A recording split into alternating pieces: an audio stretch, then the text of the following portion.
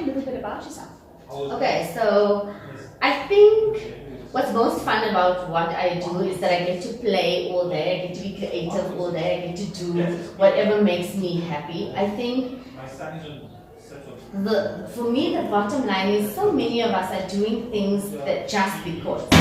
And my whole purpose in life, in fact to my kids as well, is that just to make sure that in my home everybody understands if you're doing it because you love it 100%. And then you always make a success of it. Okay.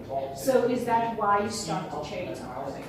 So, like we were discussing earlier, when I went for Hajj, I reached a point where I then decided, that was my moment where I came to the realization that look, now I want to go into stuff. This is the moment for me. I was ready, and I was stuck because I realized that you either going to the malls where they don't have anything that you're looking for, nothing works for you, or there's a market for it, but the market it's so expensive. Like everything's so expensive, and I wasn't willing to spend that kind of a money I needed to change my entire wardrobe basically.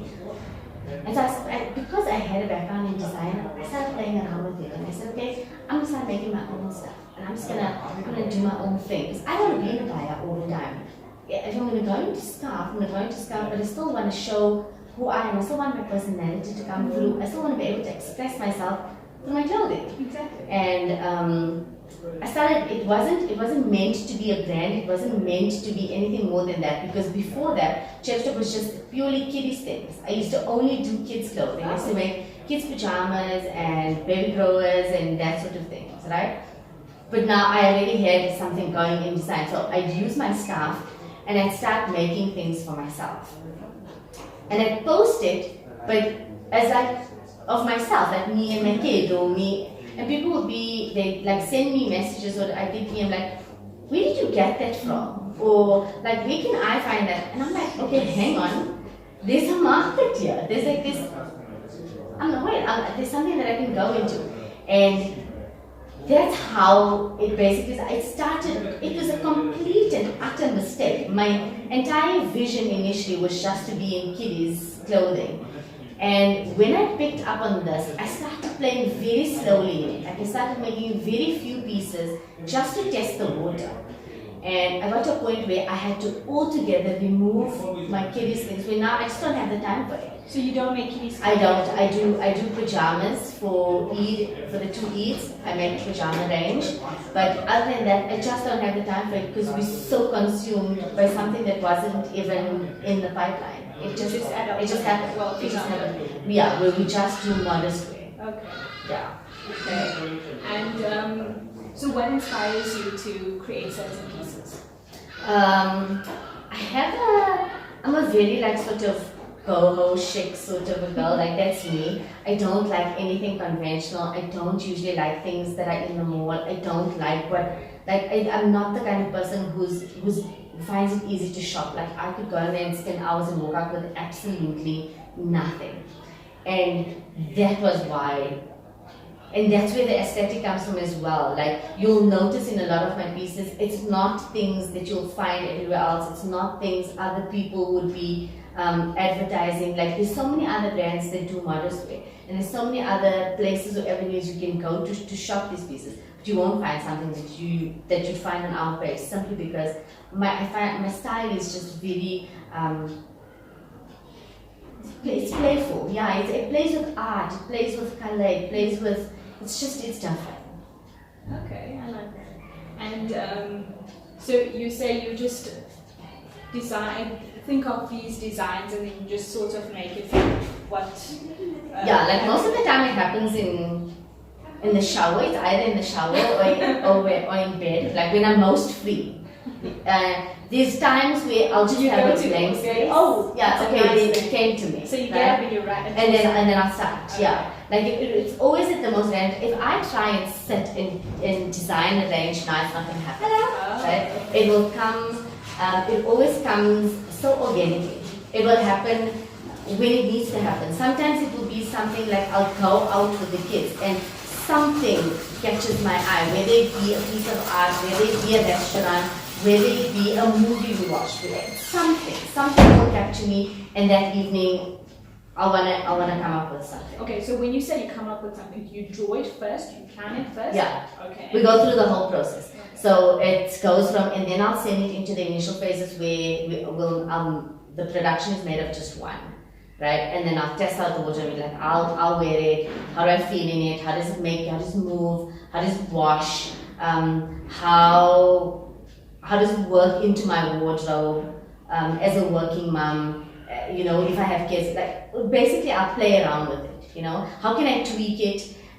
From there, if I'm happy, I'll go and play around with different color fabrics, so that I know exactly what I'm going to do, and then it goes into production. It's never just an easy line. It never just, oh, she just does it and it comes in. There's so much that goes into it that I think people don't even actually realize. Sometimes it would be like something would not even be on the radar. I swear, like it wouldn't even be a design that I'm thinking of, and I'll see fabric when I go to buy fabric for something else, and then I'll find a fabric and now I'm screwed because there's a whole new pattern that comes to mind. Oh, okay. So you change it completely. Yeah. So it's just that I think that comes with being a creative as well.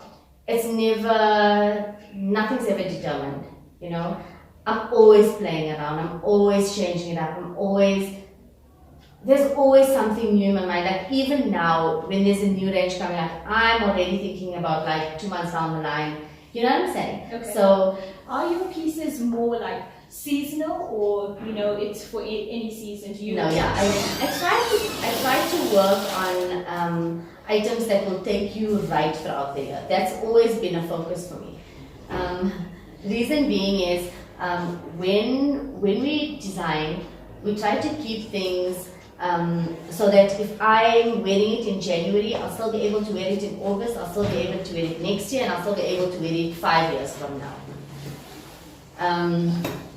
So that's very important to me. Not to make sure something is not seasonal, but be able to transcend not only seasons, but age as well. So I try to incorporate items that are timeless, so that people don't feel as if they're spending something. Often we just choose to buy things that are trending now.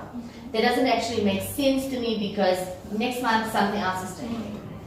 So it's really important part of my business to have classics, to have staples, to have things that you'll be able to use 5 years from now, 10 years from now. Your sister can use it, your mother can use it, the grandmother's going to want to use it. Everybody can play around with it. Okay, so tell me, your clothing, do you make once-off pieces, or like if I'm wearing something, then I can expect someone else to be wearing the same thing? Okay, so most of our items are exclusive.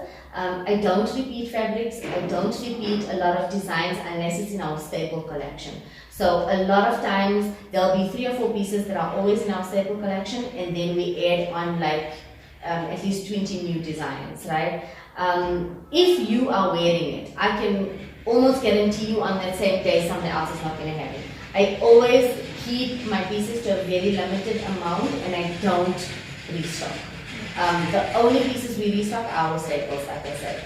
So exclusivity is a very important part of our business. I think people respond to that. People want exclusivity. People want to know if they wear something, I'm not going to see my auntie in the exact same thing. So that's important to us as well. We've always been very exclusive. Okay. And then tell me, what is your price range? Most of our garments go between 3 to 800 rand. That's most of it. If it goes more than that, it's because the process was very long, or the fabric was very expensive, or sometimes we import some of our fabrics, and that would be a reason why we price higher. But we try to keep most things within the 3 to 800 rand range. Assalamu alaikum. This is Zakiyya from CherryTop Clothing. Women's Month is coming up, and I just wanted to say it's so important for all of us to spread love and kindness and respect, not only for the people we know, but for those we don't know as well. I love Sede.